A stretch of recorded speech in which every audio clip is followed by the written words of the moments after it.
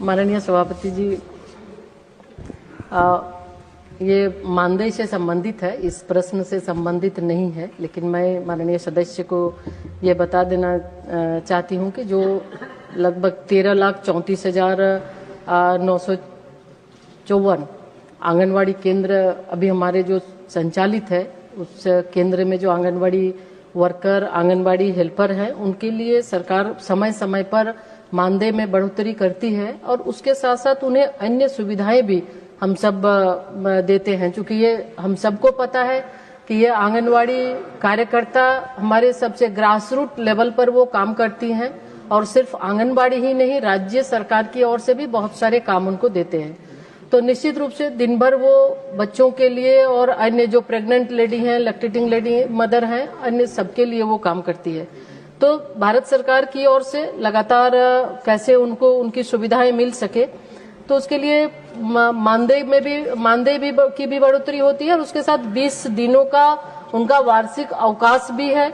लगातार राज्य सरकारों की ओर से भी, विभिन्न राज्यों की ओर से भी उन्हें मानदेय दिए जाते हैं। तो ये हमारा प्रयास है कि जो आंगनवाड़ी वर्कर है, निश्चित रूप से जितनी वो सेवाएं कर रही है, राज्य सरकार के अभी बीएलओ में भी ड्यूटी उनकी लगाई गई है, तो उसके लिए भी आग्रह चुनाव आयोग से भी किया गया था कि कुछ ड्यूटी में कटौती की जाए ताकि वो बेहतर देखभाल बच्चों की कर सके। प्रधानमंत्री जीवन ज्योति बीमा योजना, प्रधानमंत्री सुरक्षा बीमा योजना के अंतर्गत भी बीमा कवर किया जाता है। आयुष्मान भारत प्रधानमंत्री जन आरोग्य योजना के माध्यम से भी लगभग 5 लाख की वार्षिक स्वास्थ्य कवरेज भी उन्हें दी जाती है। साथ ही साथ पदोन्नति के भी अवसर दिए जाते हैं। आंगनवाड़ी वर्कर से सुपरवाइजर, फिर सुपरवाइजर से सीडीपीओ, तो 50% तक का ये उन्हें दिया जाता है। जो आंगनवाड़ी कार्यकर्ता 50% पद, उसमें 5 वर्षों का जिसका अनुभव है उसमें भरा जाता है।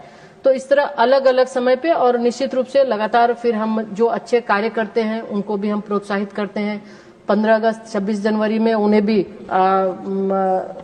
दिल्ली लाकर उन्हें सम्मानित भी किया जाता है और पुरस्कृत भी किया जाता है। और उसके साथ साथ दिया जाता है 180 दिन का सवैतनिक मातृत्व अवकाश की भी व्यवस्था की गई है। और अगर किसी भी तरह से उनका चिकित्सकीय गर्भपात या अन्य होती है तो उसमें भी कोई समस्याएं होती है तो उसमें भी 45 दिनों की छुट्टी उन्हें सवैतनिक उन्हें दिया जाता है।